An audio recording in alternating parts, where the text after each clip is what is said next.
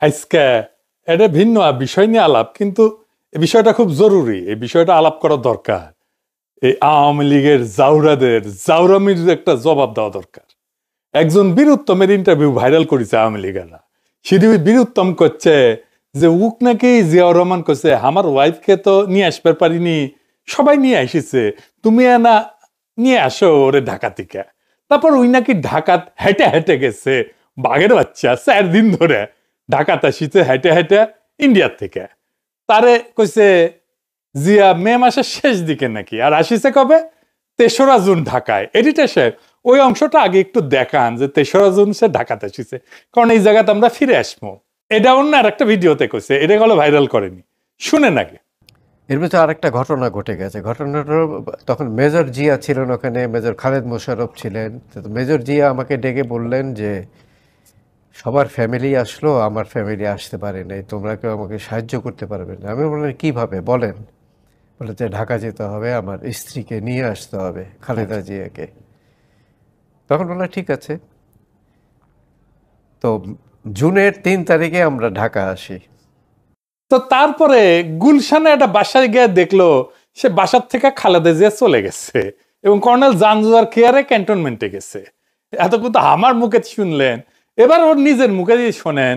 Editor সাহেব এবার ওই ভিডিওটা দেখান না। কর্নেল জাঞ্জুয়ার কথা শোনা যায়, তার সাথে খালেদা জিয়ার ঘনিষ্ঠতা ছিল। মেজর জিয়া আসলেন, খালেদ মোশাররফ ছিলেন। আমাকে মেজর জিয়া ডাক দিলেন এক কর্নারে। গেলাম, বললাম যে কি ব্যাপার বলুন। বললো যে দেখো আমাদের সেনাবাহিনীর যারা আছে সবাই ফ্যামিলি নিয়ে চলে আসছে, আমার ফ্যামিলি এখনো আনতে পারেনি। আমি বললাম আমার কি করণীয় বলেন? তোমাকে ঢাকায় যেতে হবে আমার ফ্যামিলি নিয়ে আসবার জন্য। আমি যেহেতু উনি একজন মুক্তিযোদ্ধা ছিলেন, ওনাকে স্বাভাবিকভাবে আপনি সাহায্য করব। আমি বললাম ঠিক আছে আমি যাব। এটা ছিল মে মাসের শেষের দিকে। আমরা রওনা হলাম, আমি আর বুয়েটের এক স্টুডেন্ট, ওর ডাক নাম হলো সানি। উনি জেনারেল নুরুল ইসলাম শিশুর ছোট ভাই। ও আর আমি দুইজনে মিসেস খালেদা জিয়াকে নেবার জন্য ঢাকার পথে রওনা হলাম। 2-3 দিন 4 দিন হাঁটার পর আমরা ঢাকায় এসে পৌঁছলাম। তারপরে মেজর জিয়া যেসব ঠিকানা দিয়েছিলেন সব ঠিকানায় খুঁজছি, পাচ্ছি না, খালেদা জিয়াকে পাচ্ছি না। লাস্ট ঠিকানাটা ছিল গুলশান 1 নম্বরের একটা বাড়িতে। সেখানে গেলাম, উনি দারোয়ান বলল উনি কালকে ক্যান্টনমেন্টে চলে গেছে। এই যে কর্নেল জাঞ্জুয়ার কথা শোনা যায়, তার সাথে খালেদা জিয়ার ঘনিষ্ঠতা ছিল, তার কেয়ারে ক্যান্টনমেন্টে চলে গেছে। আমরা যে এয়ারপোর্ট যাই, এখান থেকে এয়ারপোর্টের যে গেটের কাছে কতগুলো বাড়ি আছে, ওই একটা বাড়িতে থাকতেন উনি। দেখেছেন তো এই যে আওয়ামী লীগের জন্মটা কেমনে হয়? ওরা তো খানদানি জাউরা, কয়েক জেনারেশনের জাউরা। এইগুলা কুত্তা, হাসিনাও কুত্তা। এইগুলা মিছা কথা কইতে কইতে কইতে একটা মিথ্যা বয়ানকে প্রতিষ্ঠিত করে ফেলবে। এরা জানে যে এটা মিথ্যা, এটা কিন্তু জানে, প্রত্যেকে জানে এটা মিথ্যা, কিন্তু তারপরে একই কথা কইবে, সবাই মিলে কইবে কোন গ্লানি ছাড়া। দেখেন এ জাউরা কেমন ভদ্র চেহারা মনে হইতেছে না? কিন্তু ধরেন হার্দিক মজুমদার, ওরা দেখলে কুত্তা চোদা বোঝা যায়, করলে এটা কিন্তু ঠিক আছে, এ ব্যাপারে অনেস্ট। অমি পিয়াল, ওরা দেখলেও বোঝা যায় কুত্তা চোদা, কিন্তু এই মালরা দেখলে কুত্তা চোদা এটা বোঝা যায় না। যেমন ধরেন স্যার জাফর ইকবাল এর মতো লোক আছে, আবার রামেন্দ্র মজুমদারের মতো লোক আছে, আবার শামীম ওসমানও আছে। বুঝেছাও? মানে আওয়ামী লীগ কলে এইরকম ইনকা, মানে এইরকম কিছু নরম চেহারার মানুষজন রাখে, ওই পরিশীলিত আওয়ামী লীগ আর কি, সাবের হোসেন চৌধুরীর মতো। তো এ জানজুয়া কাহিনী, এটা নিয়ে আসলে তারা কবার চায় কি বাকশালীরা? আসেন এটা না বুঝে দেখি। তারা কবার চায় যে খালেদা জিয়ার সাথে জানজুয়া নামের এক পাকিস্তানি কর্নেলের খাতির ছিল, মানে কবার চায় একটা ইটিশ পিটিশ ছিল আর কি। তো সেই পাকিস্তানি কর্নেলের আতিথেয়তায় খালেদা জিয়া ঢাকা ক্যান্টনমেন্টে ছিল। তাই অনেক চেষ্টা করিয়াও জিয়া লোক পাঠায় খালেদা জিয়াকে নিয়ে যাবার পারেনি। তো এই জানজুয়া এতই পছন্দ ছিল খালেদা জিয়ার যে জানজুয়া যখন পাকিস্তানের চিফ অফ আর্মি স্টাফ হয়ে মারা যায়, 1993 সালে, তখন খালেদা জিয়া প্রোটোকল ভেঙে শোক বার্তা পাঠাইছিল। এটা হইতেছে এই শোক বার্তা, পত্রিকা ছাপা হয়েছিল। এই শোক বার্তা নিয়ে হাসিনা কইছে খালেদা জিয়া প্রধানমন্ত্রী থাকাকালে পাকিস্তানি জেনারেল জানজুয়ার মৃত্যুতে শোক বার্তা পাঠিয়েছিলেন। বলছে সম্পর্ক কতটা গভীর হলে শোক বার্তা পাঠাতে পারেন, আপনারা একটু চিন্তা করবেন। টাইটেলে দেখেন, খালেদা জিয়া বিকৃত মানসিকতার প্রধানমন্ত্রী। দেখেছেন? সুরঞ্জিত ছিল না কালা বিড়াল, সুরঞ্জিত কলে কুত্তা, ওটা বোঝা যায় কলে সুরঞ্জিতকে দেখলে, বুঝছাও? তো ওই কইছিল যে মুক্তিযুদ্ধের অংশীদার মিত্র বাহিনীর অন্যতম নায়ক জেনারেল জ্যাকবের মৃত্যুতে খালেদা জিয়া শোক জানাননি, অথচ পাকিস্তানের জেনারেল জানজুয়ার মৃত্যুতে ঠিকই শোক পাঠিয়েছিলেন। এ থেকেই বোঝা যায় তার মন কোথায় থাকে। তো বুঝেছেন তো কোথি থেকে আসিছে গপ্প, এই গপ্প তারা এখন একটা বানাবে। আওয়ামী লীগ কেমনে ফ্যাক্ট তৈরি করে আজকে সেটা আপনাদের দেখাবো একে একে, এবং সেটা সবাই জানে এটা মিছা কথা, তারপরে সবাই এটা উৎসাহ নিয়ে প্রচার করতে থাকে, সারাক্ষণ এই কথা কইতে থাকে। তা আসেন এটা একটু দেখি বুঝেন। প্রথমে দেখে নেই যে জানজুয়া কে ছিল।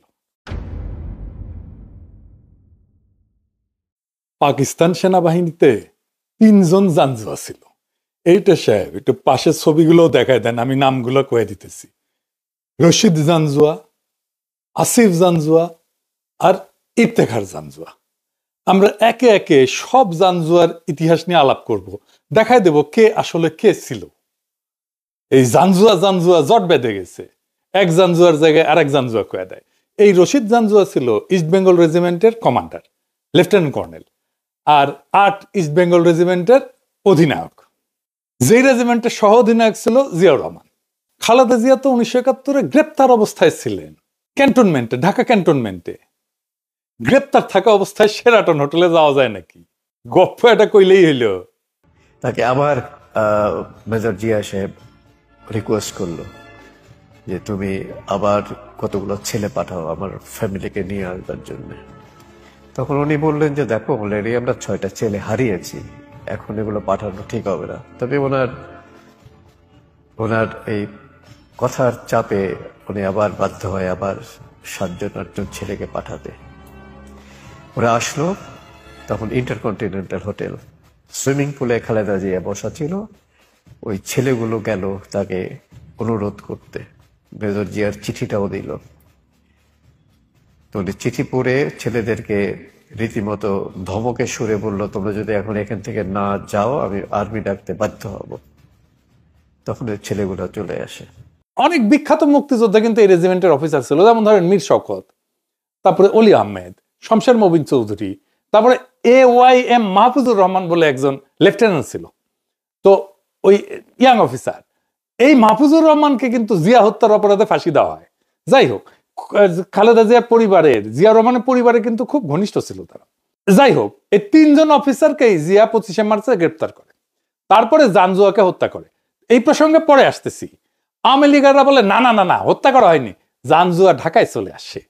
যাই হোক, আমরা এই প্রসঙ্গে পরে আসতেছি। 2 নম্বরে হইতেছে ব্রিগেডিয়ার ইফতেখার জানজুয়া। 1971 সালে কাশ্মীরে চাম্বু যুদ্ধে ভারতের বিমান বাহিনীর হাতে মারা যায় হেলিকপ্টার ক্র্যাশ করে। 3 নম্বর হইতেছে জেনারেল আসিফ আলী জানজুয়া। সে কখনো বাংলাদেশে আসেনি। 1993 সালে পাকিস্তানের সেনাপ্রধান হার্ট অ্যাটাকে মারা যায়। খুব অল্প সময় সেনাপ্রধান ছিলেন, 2 বছরের কম সময়ের মধ্যে। মানে তার পরিবার আবার বলে যে তাকে আর্সেনিক পয়জনিং করে মারা হয়েছে। আমি ওই কিচ্ছার মধ্যে আর যাচ্ছি না। তো এই জানজুয়ার মৃত্যুতে খালেদা জিয়া শোক বার্তা দিছিল। উইকিপিডিয়াতে দেখবেন কেউ লিখে রাখিছে 111 ইনফ্যান্ট্রিতে কাজ করেছে, যা পূর্ব পাকিস্তানে ছিল। এটা আমার লিগেরা করে রাখিছে নিজেরা। দেখেন, বিএনপি কিন্তু এটা ঠিক করে নাই আর কি। উইকিপিডিয়ার এন্ট্রি 111 ইনফ্যান্ট্রিতে গেলে দেখবেন ওদের কোনো অপারেশন ছিল না পূর্ব পাকিস্তানে। যে বইটা এটা রেফারেন্সে দিছে 3 নাম্বার, ওই বইটার PDF অনলাইনে পাওয়া যায়। ওইখানে দেখেন আসিফ পূর্ব পাকিস্তানে ছিল, এটার উল্লেখ নাই। বইটার পৃষ্ঠা নাম্বার দেওয়া আছে, দেখেন। এডিটর সাহেব দেখান না, আছে? নাই। এইটা সাহেব আছে? নাই। তবে এই 3 জনই পাকিস্তানের একই পরিবারের সন্তান, মানে এটা পারিবারিক পদবী তাদের জানজুয়া। ওই যে ভিডিও তুই কুইছে, ওইখানে ইউজ করছে ইফতেখারের ছবি, ইফতেখার জানজুয়ার ছবি। আবার এই ভিডিওতে দেখেন ইউজ করছে আসিফের ছবি।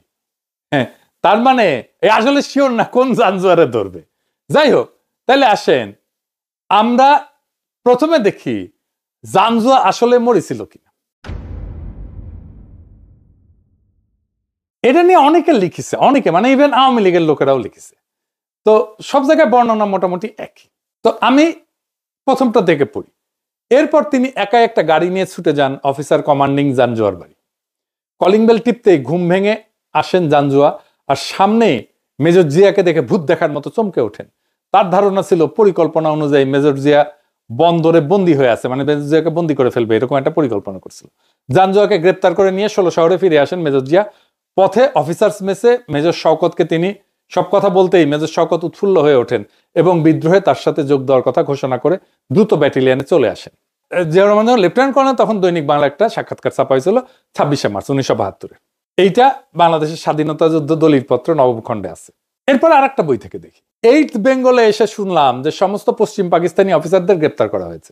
মেজর জিয়াউর রহমানের নির্দেশে এটা করা হয়েছে। মেজর জিয়াউর রহমানের সাথে আমার দেখা হয়। তিনি বললেন যে এখন থেকে তিনি হচ্ছেন ব্যাটালিয়নের কমান্ডিং অফিসার। তিনি আরো বললেন যে গোলাগুলির খবর তিনি শুনেছেন এবং এই খবর শোনার পর তিনি ব্যাটালিয়নের commanding officer lieutenant colonel Janjua সহ অন্যান্য পশ্চিম পাকিস্তানি অফিসারদের গ্রেপ্তার করেছেন। পরে ওদের সবাইকে মেরে ফেলা হয়েছিল। এইটা ক্যাপ্টেন শমসের মবিন চৌধুরীর সাক্ষাৎকার হিসেবে 1973 সালে পাবলিশ হয়েছিল। এইটাও স্বাধীনতা যুদ্ধের দলিলপত্র নবম খণ্ডে আছে, পৃষ্ঠা 58 থেকে 59।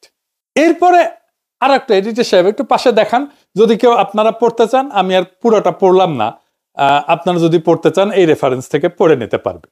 এইটা খুব ইন্টারেস্টিং। এটা আওয়ামী লীগের লেখা আর কি, গোলাম মুর্শিদের লেখা, বাঙালি জাতীয়তাবাদীর লেখা। ওনার একটা বই আছে। একবার বিদ্রোহের সিদ্ধান্ত নেওয়ার পরে জিয়ার পেছনে ফিরে তাকাননি। 16 শহরে ঘাটিতে পৌঁছে তিনি তার সঙ্গী পশ্চিমা সৈন্যদের নিরস্ত্র করেন, কমান্ডিং অফিসারকে গ্রেপ্তার করেন তার কক্ষ থেকে এবং তারপর তাকে মেরে ফেলেন ব্যাটম্যানকে দিয়ে। গোলাম মুর্শিদ, মুক্তিযুদ্ধ, তারপর একটি নির্দলীয় ইতিহাস, প্রথমা প্রকাশন। এটা আওয়ামী ঘরানার, উনি আওয়ামী লীগ করার লোক আর কি, মানে তাকে মেরে ফেলা হয়েছে। এটা অসংখ্য রেফারেন্স আছে।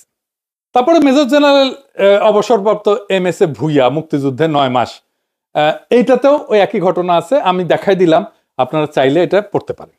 এরপরে GW চৌধুরী, উনি আমাদের দিলারাপার হাজবেন্ড, মানে দিলারাপাকে চেনে না। উনার অখণ্ড পাকিস্তানের শেষ দিনগুলো, এটা ইংরেজিতে বই, কিন্তু পরে আবার বাংলা করা হয়েছে। ইংরেজি যেহেতু লিখেছেন, ঠিকই লিখেছেন তাই না, ওইখানেও জিয়াউর রহমান যে জানজুয়াকে হত্যা করে সেটা উল্লেখ করা আছে। যেমন আমি পড়ে শোনাই আর কি। Major Ziaur Rahman, after killing the West Pakistani commanding officer, announced the formation of the provisional government of Bangladesh from Chittagong radio station on March 26. এটা বাংলাদেশ থেকে বের হয়েছে, UPL থেকে বের হয়েছে। আরেকজন পাকিস্তানি অফিসার, তার লেখা থেকে আমি পড়ে শোনাচ্ছি, দেখেন।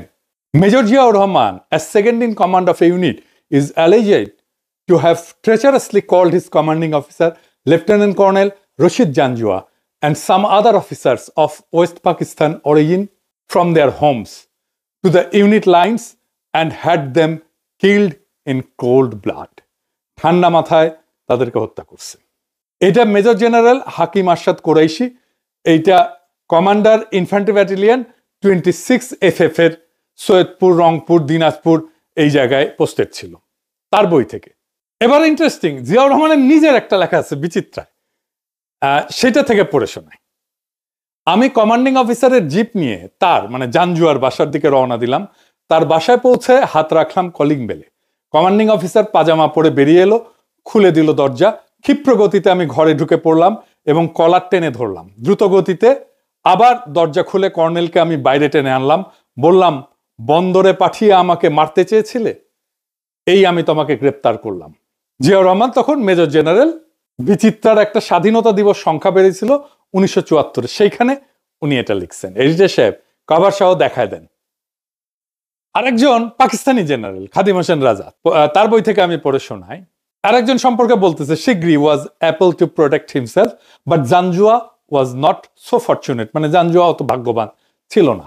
His second in command, major, later general and president of Bangladesh Ziaur Rahman organized his killing along with that of 2 other West Pakistani officers of the battalion. মানে 3 জনকেই জয় বাংলা করে দেয় মেজর জেনারেল হৃদয়াত খালিদ হোসেন রাজা। জানজুয়াকে জিয়াউর রহমান 3 জন কমান্ডিং অফিসার সহ জয় বাংলা করে দেয়, তার বইতে লেখা আছে। দেখলেন তো, মানে জানজুয়াকে বাঁচায় নিয়ে গেছে, এইটার তো কোনো প্রশ্নই ওঠে না। এইবার আমরা দেখি যে খালেদা জিয়াকে কি নিয়ে আসার জন্য কাউকে পাঠাইতে পারে, এটা কি সম্ভাবনা আছে? জিয়াউর রহমান কি কাউকে পাঠাইতে পারে? এইটা দেখার জন্য জিয়ার উপর সবচেয়ে অথেন্টিক এবং প্রামাণ্য গ্রন্থ president Zia of Bangladesh, political biography, এই বইটার সাহায্য নেব। মাহফুজুল্লাহ ভাইয়ের লেখা বইটা আমাকে মাহফুজুল্লাহ ভাই নিজের হাতে উপহার দিছিলেন। আমি যে কয়টা বই বাংলাদেশ থেকে নিয়ে আসছি তার মধ্যে এইটা একটা। এইটার 28 পৃষ্ঠায় এই সংক্রান্ত ডিটেল আছে, 28 এবং 29 পৃষ্ঠা। জিয়া কোথায় ছিল 1971-এ? চিটাগাঙে। খালেদা জিয়াও চিটাগাঙে ছিল। জিয়া বিদ্রোহ করে তার ট্রুপস নিয়ে চলে যাচ্ছে চিটাগাং ছেড়ে, জিয়ার বাসার পাশে দিয়ে যাচ্ছে ট্রুপস। শমশের মবিন চৌধুরী জিয়াউর রহমানকে জিজ্ঞেস করলেন যে আমরা কি ম্যাডাম আর বাচ্চাদেরকে নিয়ে যাই? কি বলছিল জিয়া জানেন? এই বই লেখা আছে, আমার কমান্ডে থাকা 300 সোলজার যদি তাদের ফ্যামিলিকে ফেলে রেখে যেতে পারে, আমি আমার পরিবারকে নিয়ে যেতে পারি না। কি দেখেন, কি নেতা সুলভ কথা। সেই জিয়া সম্পূর্ণ অপরিচিত একটা লোককে তার ফ্যামিলিকে নিয়ে যেতে পাঠাবে? এই আরামজাদা তো, সে তো মিলিটারির লোক ছিল না, সে এয়ারলাইন্সের একটা পাইলট ছিল, তারে পাঠাবে? এইবার আসেন, সে তো বলছে যে 3রা জুনে খালেদা জিয়া ক্যান্টনমেন্টে চলে গেছে গুলশানের একটা বাড়ি থেকে। খালেদা জিয়া চিটাগাং থেকে আসেন মোটর লঞ্চে 16ই মে। উনার বোন খুরশিদ জাহান হকের কাছে আসেন, উনার সাথে লেফটেন্যান্ট মাহফুজের ওয়াইফও ছিল। তারপরে উনি নারায়ণগঞ্জ থেকে ঢাকায় আসেন, নানা জায়গায় থাকেন। তিনি পাকিস্তানি সেনাদের হাতে গ্রেপ্তার হন। 2রা জুলাই সিদ্ধেশ্বরীর একটা বাসায় ছিলেন, ওই তারিখে তিনি পাকিস্তানি সেনাদের হাতে গ্রেপ্তার হন SK আবদুল্লাহর বাসা থেকে। বাকশালীরা বলে যে জাঞ্জিয়ার আতিথেয়তায় ছিলেন। উনাকে যেই ট্রুপস গ্রেপ্তার করে তার কমান্ডার ছিল জেনারেল জামশেদ। জিয়া একসময় পাঞ্জাব রেজিমেন্টে ছিল, সেই সময় জেনারেল জামশেদ ছিল জিয়ার কমান্ডার। সেই জামশেদকে জিয়া একটা চিঠি লিখেছিল, এটাই বই আছে, যে তুমি যদি আমার স্ত্রীকে অসম্মান করো তোমাকে আমি খুন করে ফেলবো। সেই চিঠিটা সাফাত জামিলকে দেয়। দেশের ভিতরে অপারেশন করতে এসে সাফাত জামিল ওইটা পোস্ট করে দেয় দেওয়ানগঞ্জ থেকে। জামশেদের সাথে জামশেদের জ আর জানজুয়ার জ, দুই জয়ে মিলে বানাই দিছে জামশেদকে জানজুয়া। এদের গোয়েবলস দেখলেও লজ্জা পেত।